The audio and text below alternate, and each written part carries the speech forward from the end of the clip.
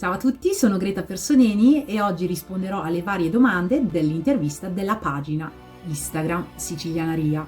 Quando è nata la tua passione per la musica? Direi sin da bambina, perché quando i miei genitori mettevano musica alla radio, io cercavo di imitare qualsiasi artista con la mia voce.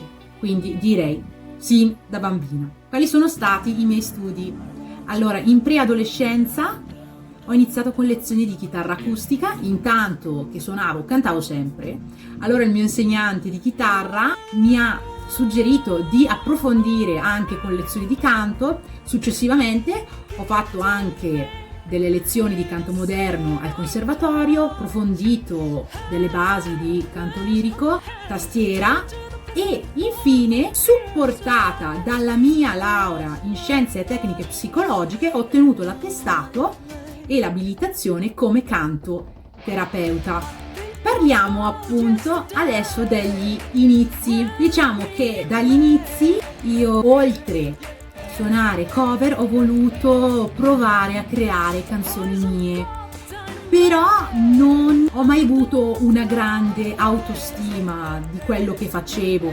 Avevo ideali molto alti e oltre il mio secondo insegnante di chitarra, che mi ha lasciato spazio per questa mia vena creativa più istintiva, il mio primo gruppo con ragazzi della mia età mi hanno proprio dato quello slancio in più, credevano di più loro in me che io, e allora ho continuato a creare, oltre che appunto cantare e suonare. Dove mi sono esibita finora? Principalmente in Italia, ho fatto vari live con diverse band, anche molti concorsi. Quello che mi è rimasto più a cuore è quello di Venaria Reale a Torino, perché con la mia band avevamo vinto il premio della realizzazione di un brano inedito in studio registrazione e anche il videoclip. Era il primo, mi è rimasto qui. Qual è il mio sogno nel cassetto?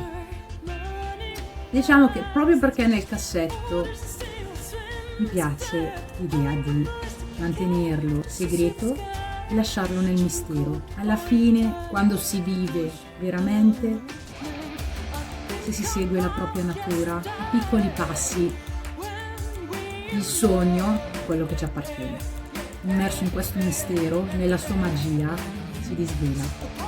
Descriviti con 3 aggettivi: intensa, profonda e curiosa.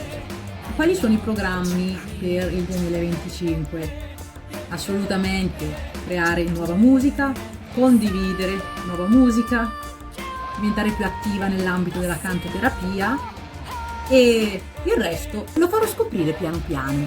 Insomma, siamo giunti alla fine. E a questo punto faccio un grande saluto a tutti i followers di Sicilianaria e ringrazio tanto per avermi chiesto di partecipare alle vostre interviste. A presto!